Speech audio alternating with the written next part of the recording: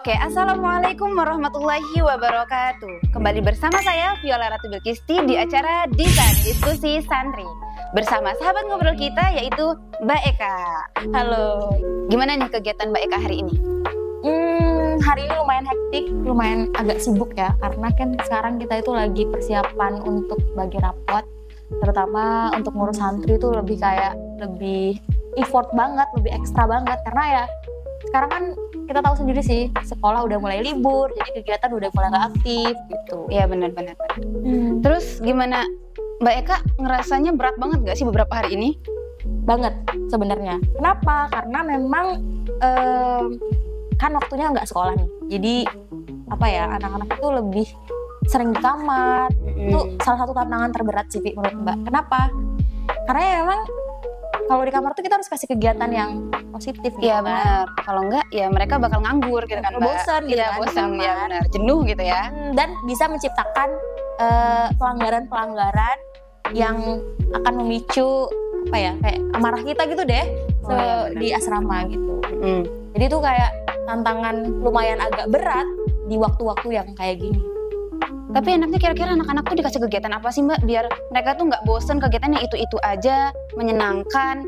Tapi tuh yang beda aja gitu sama kegiatan sebelum-sebelumnya kayak acaranya Hitobia, yang mereka tuh kan kalau Hitobia kan mereka harus nyiapin kayak harus tampil apa, latihannya sampai malam gitu kan. Kalau menurut Mbak selain itu deh yang biar mereka tuh enjoy, ngerasanya sebelum libur tuh oh ini menarik banget gitu kegiatannya. Sebenarnya banyak sih pilihannya, cuman kadang kita ketabrak sama keadaan aja sih. Kalau untuk pilihan beberapa kegiatan tuh salah satunya adalah nobar, ya kan? Karena nobar itu kan kita nggak perlu mikir ya, kita hanya menikmati visual dengan suara yang ditampilkan di film tersebut. Nggak mengharuskan kita juga untuk berpikir yang lebih keras, misalnya kayak Hitobia kan kayak harus mempersiapkan semuanya gitu kan, harus mempersiapkan kegiatannya, harus latihan. Tapi kalau nonton kan lebih refresh lah setelah ulangan yang padat itu gitu kan. Oh iya benar banget. Apalagi kan nonton itu tuh hal yang jarang banget ya, bisa anak kan? Santri, apalagi santri kan Mbak ya, buat nonton TV ya. Itu kayaknya susah banget waktunya. Karena gini Vi, menurut Mbak kegiatan santri itu bisa mengurangi tingkat pelanggaran mereka. Karena kita sebagai pengurus untuk mengatasi ya, lebih ke mengurangi pelanggaran yang mereka lakukan adalah dengan memberikan kegiatan yang padat. Dengan kegiatan yang padat bisa membuat mereka sibuk dengan hal-hal tersebut gitu. Kadang kala pelanggaran itu karena kegiatannya kurang padat. Jadi Mbak, menurut Viola itu berarti santri harus bisa mengolah emosionalnya. Benar.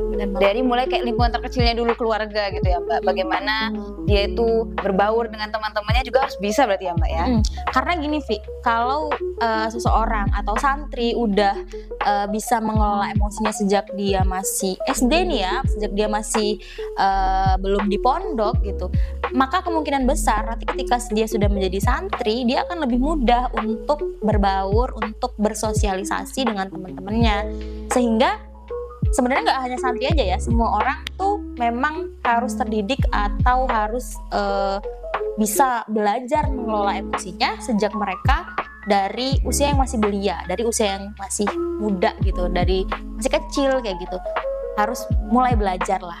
Jadi ketika sudah di usia yang cukup untuk usia sekolah, mereka mungkin akan terganggu tapi tidak akan selemah mentalnya orang yang belum terdidik sama sekali.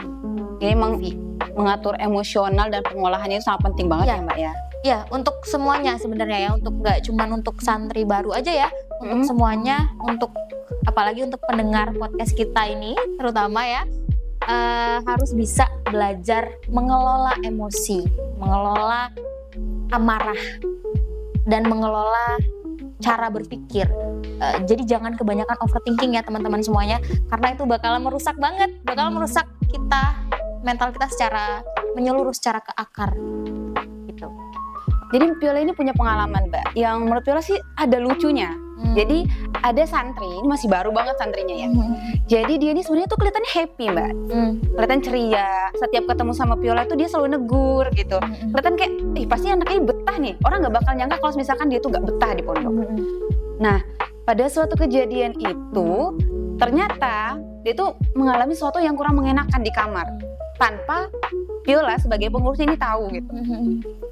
Terus tiba-tiba dapat kabar kalau misalkan dia itu kabur.